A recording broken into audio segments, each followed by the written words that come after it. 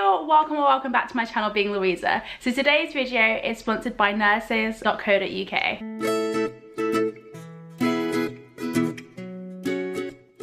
Nurses.co.uk is an online website where you can find all things nursing, from job posts to their blog posts.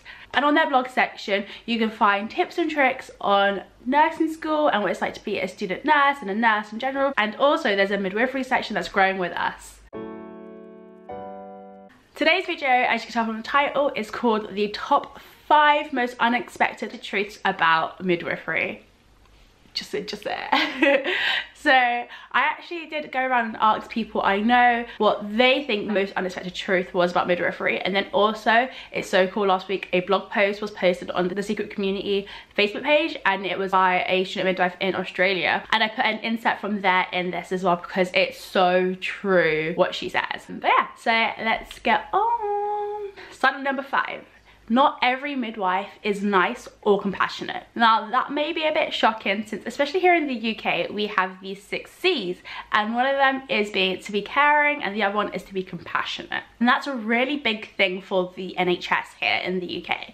You have to have those 6 C's, and if you don't have care or compassion, like what? That's a bit crazy, but it's true. That's a lot of the experiences from some people that are students and what they have observed in clinic as well. Number 4.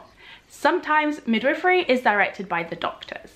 Now, as you go more into the hospital and go into hospital care especially, then yeah, it is quite dictated by doctors sometimes, especially if you're on the wards. Yeah, sometimes the doctors are right and you should listen to the doctors, but sometimes you are right and your instincts are right, or your thoughts are right, or your training is right, but the doctors are like, we got to be on my timing, we've got to do this then and not then because I've got something else to do then. Or, you know, like a lot of the time midwifery is medicalized, and so that's why the doctors do dictate what happens or what midwives do, especially when you start interfering with labor and birth. It does definitely get taken over by the doctors in that sense. Like, you've got to go for them for approval for certain things, and you find that everywhere really. And that also leads into my last point, but I'm gonna leave that for the last one. But yeah, number 3, side note before I tell you number 3, this does depend on the unit. It changes from unit to unit and from hospital to hospital, and it also changes depending on what technology you have available and what technology you do not have. However, number 3 is midwifery means with women, but a lot of the time we are not with women. Now, in antenatal care, we have 20 to 40 minutes depending again on your unit and what's available and how subscribed your clinic is.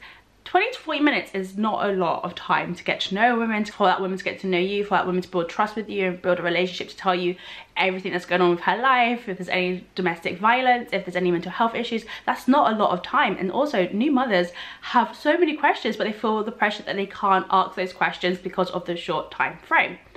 Now also labour and delivery, depending again on the unit, what's available. A lot of the time you're outside of the room writing notes, or you're in the room and you're writing notes. You have so much notes to write, guys, that you don't always get to spend a lot of time bonding or connecting with women. Sometimes you do. Sometimes you're really lucky and you get to spend so much time with the women, and you can still like pop out for a bit, write your notes and go back in. That's great. But don't be surprised when you're not with the women constantly. And then also postnatally, a midwife has between 4 to 8, I think there might be more beds, I'm not sure in other units, but you have about 4 to 8 other women and babies to look after. That's not a lot of one-to-one care that's given, and sometimes if you give loads of one-to-one care to one of your women, then someone else is gonna suffer from that. So it's really hard, but we are understaffed and that's just how it is, and it is kind of sad. Number 2. Unfortunately, not everyone is treated the same, and that is reflected in the maternal mortality and morbidity rate here in the UK and in other places like America. Let me get the exact numbers. So the stats are from the Embrace report that was released in November 2018, looking at the occurrences from 2014 to 2016. This was looking at the mortality and morbidity rate, which are the deaths and then also the subsequent injuries from pregnancy, labour, delivery. It was found that Black and Asian women were at a higher risk of dying in pregnancy. So 8 out of 100,000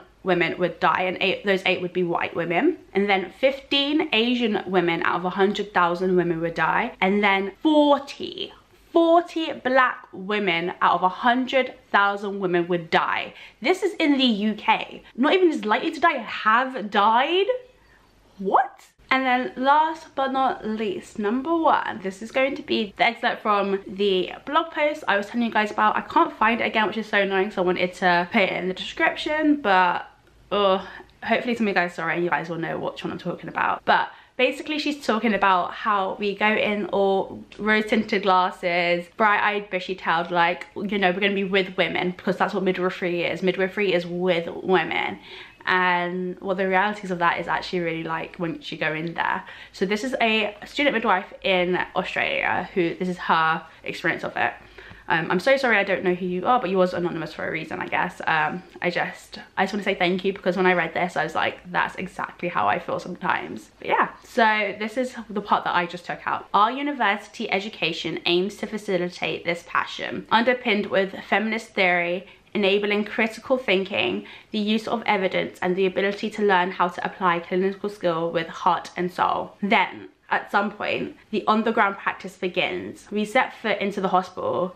Here, we fall into the deep chasm between theory and practice and experience the raw and visceral realities of the midwifery culture which exists at present. Where we thought we would be supporting women and the spectacular physiology of birth, we find the technocratic perspectives in full force at every turn, in every space, be it antenatal, birth suite, or postnatal. We view women being actively disempowered, intervened with, and unsupported every damn day. She's right.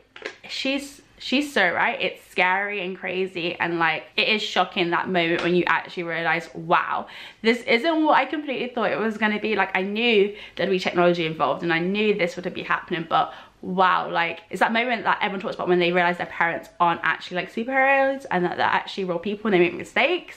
It's like that moment all over again for midwifery. Like, you realize, wow, we're not just with women, we're not championing women to like believe in their bodies and believe in themselves and what their bodies can do.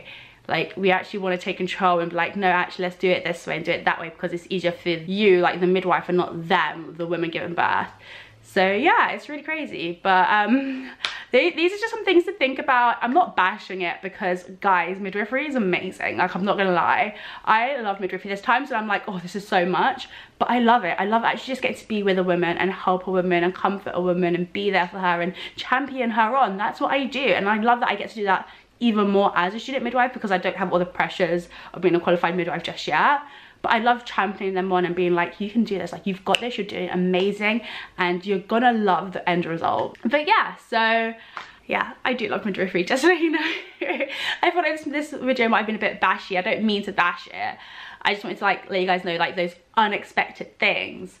But what all those people that said those things will say to you is that midwifery is amazing and you can be that change that society needs. So just remember that you can be the change. And in the meantime, keep on being you. If you like this video, give it a thumbs up, comment down below with any questions or suggestions, and don't forget to subscribe to get weekly updates.